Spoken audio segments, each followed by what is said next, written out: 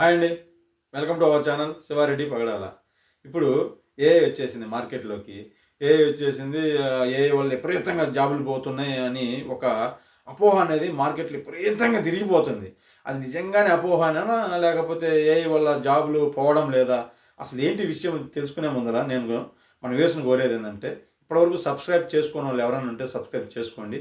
అలాగే కంటెంట్ కానీ నచ్చినట్లయితే లైక్ చేయండి, షేర్ చేయండి. ఓకే, ఇప్పుడు మ్యాటర్లోకి వెళ్తే, ఏఐ వల్ల విపరీతంగా జాబులు పోతున్నాయని జనాలందరూ కొంచెం ఎట్లేదైనా ఇబ్బంది పడిపోతున్నారనమాట. నిజంగా అసలు ఏఐ వల్ల జాబులు పోతున్నాయని నేనైతే అనుకోవట్లేదు. కొన్ని పోతున్నాయి, కాదని నేను అనట్లేదు. కొన్ని చోట్ల రీప్లేస్ చేస్తున్నారు ఏఐ తోటి.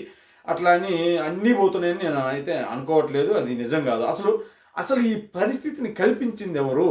ఏఐ వల్ల పోయే కాసిన జాబులు కూడా ఏఐని రీప్లేస్ చేయాల్సిన పరిస్థితిని కల్పించింది ఎవరు? మనం కాదా? ఎలాగో చెప్పమంటారా? ఇప్పుడు మనం చదువుకుంటున్నామండి. చదువుకుంటున్నాం. ఫర్ ఎగ్జాంపుల్ చదువుకునేటప్పుడు ఏమైంది, ఒకళ్ళు మంచిగా సాఫ్ట్వేర్ జాబ్ కొట్టేశారు. వాళ్ళకి అప్పట్లో నెలకు 30,000. అంటే అది నెలకు 30,000 అంటే అప్పుడు టీచర్కి నెలకు 14,000 వస్తున్న రోజులు ఒక టీచర్కి. అట్లాంటి టీచర్కి 14,000 వస్తుంటే ఈ సాఫ్ట్వేర్ ఎంప్లాయీకి సుమారు చేతికి 24,000 వస్తున్న రోజులు ఉన్నాయన్నమాట.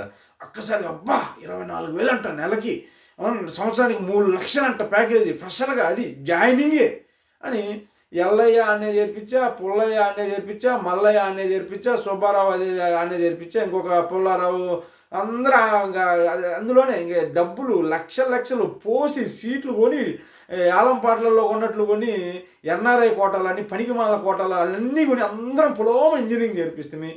ఇంజనీరింగ్ అందరూ చదివా. లక్షల మంది బయటకు వస్తుండే. అన్ని లక్షల మంది బయటకు వచ్చినా కానీ సరే, అన్ని లక్షలకు రాకపోయినా లక్షల్లోనే ఐటీ జాబులు క్రియేట్ అయిపోయా. ఐటీ జాబులు అన్ని లక్షల్లో క్రియేట్ అయిపోయినాయి.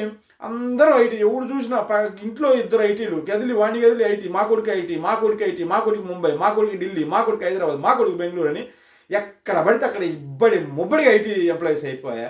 సో ఇట్లా నేను తప్పనట్లేదు దీన్ని. ఇప్పుడు ఏమైందంటే అందరూ ఐటీ అయిపోవడం వల్ల ప్రతి ఒక్కళ్ళు, ఒక రైతు మినిమం బేసిక్ ఫార్మింగ్ నేర్పించడం మర్చిపోయాడు అనమాట. అని కొడుక్కి ఇది వద్దు, నువ్వు ఐటీ జాబ్ చేయని.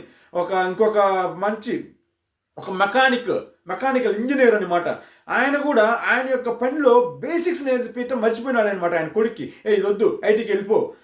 ఇంకో అట్లా అందరూ వాళ్ళ వృత్తుల్లో కనీసం నేర్పించకుండా పిల్లలందరినీ ఐటీకి వెళ్ళిపో అని అందరినీ ఐటీకి దోసేస్తారు. ఒక జనరేషన్, కొన్ని జనరేషన్లో అందరూ ఐటీలోనే జాయిన్ అయిపోతారు. పాత జనరేషన్లో పాత వర్క్లన్నీ ఎవరు చేస్తారు? ఎవరికి ఏమి రావు. ఫర్ ఎగ్జాంపుల్ ఇక్కడ మంచి ఉదాహరణ అనమాట. ఇప్పుడు ఒక మార్వాడినే చూసుకో. మార్వాడి తన పిల్లల్ని చదివిస్తూ తన యొక్క వ్యాపారంలో మెలకువలు నేర్పిస్తాడనమాట. అంతేగాని గుడ్డిగా ఐటీకి వెళ్ళిపో అండు అట్లా చదివిస్తూనే ఉంటాడు, తన వ్యాపారంలో మెలకువలు నేర్పిస్తాడు. ఆటోమేటిక్గా ఆ పిల్లవాడికి వ్యాపారంలో ఇంట్రెస్ట్ ఉంటే వ్యాపారంలోకి వెళ్తాడు, ఐటీలో ఇంట్రెస్ట్ ఉంటే ఐటీలోకి వెళ్తాడు. ఐటీలోకి వెళ్ళినా కానీ ఏ వచ్చేసి జాబ్ తీసేసి దానికి ఇబ్బంది ఏం లేదు, మళ్ళీ వచ్చి వ్యాపారం చేసుకుంటాడు హాయిగా. కానీ మిగతా వాళ్ళు ఇది చేయలేదండి. ప్రతి ఒక్కళ్ళు ఫార్మింగ్ వాళ్ళు ఇది నువ్వు చేయలేవులే ఐటీకి వెళ్ళిపో, ఇంకో వేరే వాళ్ళు ఇది నువ్వు చేయలేవు ఐటీకి వెళ్ళిపో అనటం వల్ల సో ఈ బ్లూ కలర్ జాబులకి డిమాండ్ ఉంది.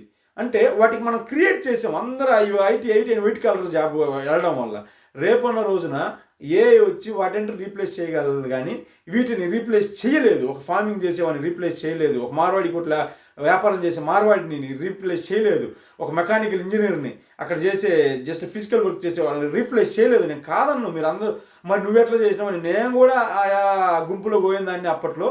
బట్ నేను ఇప్పటికైనా చెప్పేది ఏంటంటే పేరెంట్స్కి కానీ పిల్లలకు కానీ, మీ యొక్క పేరెంట్స్లో ఏ వృత్తుల్లో ఉన్నారో దయచేసి అవి నేర్చుకోండి. వాటితో పాటు మీ ఎడ్యుకేషన్ నేర్చుకోండి. అప్పుడు మీకు ఇంట్రెస్ట్ ఉంటే ఐటీకి వెళ్ళండి. ఒకవేళ ఏ వచ్చినా ఇంకోటి వచ్చినా మీకు అప్గ్రేడ్ అవ్వగలిగితే అప్గ్రేడ్ అవ్వగలగండి. అప్గ్రేడ్ అవ్వలేకపోయినా ఇబ్బంది ఏం లేదు. మీకు అలాగూ మీకు కింద వచ్చిన పని ఒకటి ఉంటుంది అనమాట. సో డిగ్నిటీ ఆఫ్ లేబర్, ఇది చీప్ అనుకోకుండా ఏదైనా చేసుకోండి. ఫ్యూచర్లో దానికే డిమాండ్ ఉంది. Okay, thank you so much.